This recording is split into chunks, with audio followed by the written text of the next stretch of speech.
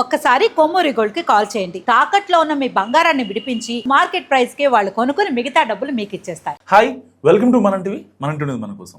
ఉన్నత విద్యను అభ్యసించాలనే ఆశ ఉన్నప్పటికీ ఆర్థిక ఇబ్బందుల కారణంగా చాలామంది విద్యార్థులు వెనకడుగు వేస్తుంటారు. ఉన్నత విద్యను అభ్యసించాలనుకునే విద్యార్థులకు ఆర్థిక ఇబ్బందులు అడ్డంకిగా మారకుండా కేంద్ర ప్రభుత్వం పిఎం విద్యాలక్ష్మి పథకాన్ని ప్రారంభించింది. ప్రతిభ ఉన్న విద్యార్థులు డబ్బుల సమస్యల కారణంగా చదువును ఆపకుండా ఉండేందుకు ఈ పథకం ద్వారా విద్యా రుణాలు పొందే అవకాశం కల్పిస్తున్నారు. పిఎం విద్యాలక్ష్మి అనేది ఉన్నత విద్య కోసం విద్యార్థులకు రుణ సౌకర్యం కల్పించే కేంద్ర ప్రభుత్వ పథకం. ప్రధానమంత్రి విద్యాలక్ష్మి పథకం అనేది ఉన్నత విద్య కోసం విద్యార్థులకు సులభంగా రుణ సదుపాయం కల్పించే కేంద్ర ప్రభుత్వ కార్యక్రమం.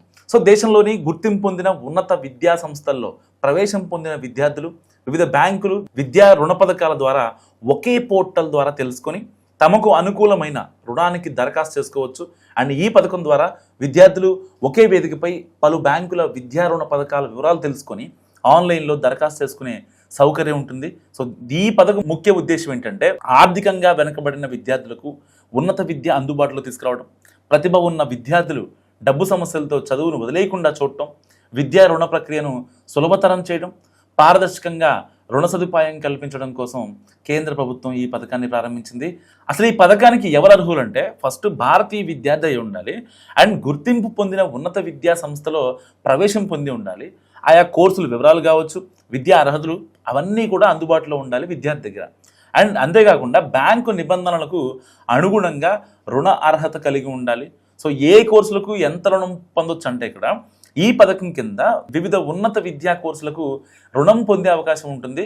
సో ముఖ్యంగా ఇంజనీరింగ్, మెడిసిన్, మేనేజ్మెంట్ కోర్సులు, న్యాయ, విద్య, ఇతర ప్రొఫెషనల్ ఉన్నత విద్యా కోర్సుల్లో సీట్లు పొందిన విద్యార్థులు దరఖాస్తు చేసుకోవచ్చు. కాలేజ్ ఫీజులు అండ్ హాస్టల్ ఫీజులు, పుస్తకాలు, పరికరాల ఖర్చులు, పరీక్షా ఫీజులు, ఇతర విద్యా సంబంధిత ఖర్చులు రుణంతో మొత్తం కవర్ చేస్తుంది. ఎలా దరఖాస్తు చేసుకోవాలంటే విద్యార్థులు పిఎం విద్యాలక్ష్మి పోర్టల్ ద్వారా ఆన్లైన్లో దరఖాస్తు చేసుకోవచ్చు. తమ వ్యక్తిగత వివరాలు, విద్యా వివరాలు, అవసరమైన పత్రాలను మొత్తం అన్నిటి సబ్మిట్ చేయాలి. అనంతరం అందుబాటులో ఉన్న బ్యాంకు రుణ పథకాల్లో తమకు సరిపోయే దానిని ఎంపిక చేసుకుని దరఖాస్తు చేసుకోవచ్చు. అండ్ దరఖాస్తు సమయంలో సాధారణంగా విద్యా రుణ దరఖాస్తుకు అవసరమయ్యే పత్రాలు ఆధార్ కార్డు లేదా గుర్తింపు పత్రం, విద్యా అర్హత సర్టిఫికేట్లు అండ్ ప్రవేశ ధృవీకరణ పత్రం, ఫీజు వివరాలు, ఆదాయ ధృవీకరణ పత్రం, అవసరమైతే bank statements, passport size photo సమర్పించాలి. సో ఈ పోర్టల్ ద్వారా విద్యార్థులకు రుణ ప్రక్రియ సులభతరం అవుతుంది. అనేక బ్యాంకుల వివరాలు ఒకే చోట లభిస్తాయి. సో ట్రాన్స్పరెన్సీ పెరుగుతుంది అండ్ ఉన్నత విద్యకు ఆర్థిక అడ్డంకులు అనేవి మొత్తం తగ్గుతాయి. సో డిజిటల్ విధానంలో దరఖాస్తు చేసే అవకాశం ఉంటుంది.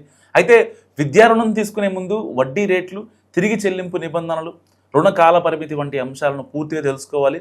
సో విద్యార్థులు తమ భవిష్యత్ ఆదాయాన్ని దృష్టిలో ఉంచుకొని సరైన రుణ ఎంపిక చేసుకోవడం మంచిది. సో ఏదైనప్పటికీ విద్యార్థులు రుణం తీసుకునే ముందు వీటిని దృష్టిలో ఉంచుకోవాలి, గుర్తుపెట్టుకోండి. బ్యాంకులు వడ్డీ రేట్లను మస్ట్గా చూడండి. అండ్ తిరిగి చెల్లింపు విధానం కూడా డూస్ అండ్ డోంట్స్ కూడా మస్ట్గా తెలుసుకోండి. అండ్ కోర్స్ పూర్తయ్యాక చెల్లించాల్సిన మొత్తం గురించి ఒక పర్ఫెక్ట్ అవగాహన కలిగి ఉండండి. అండ్ అధికారిక పోర్టల్ ద్వారా మాత్రమే మీరు దరఖాస్తు చేయాల్సి ఉంటుంది. అండ్ పిఎం విద్యాలక్ష్మి పథకం ద్వారా ఉన్నత విద్య కళలను సాకారం చేసుకునే విద్యార్థులకు ఆర్థిక సాయం అందబడుతుంది కాబట్టి సో వీలైనంత మందికి షేర్ చేయండి.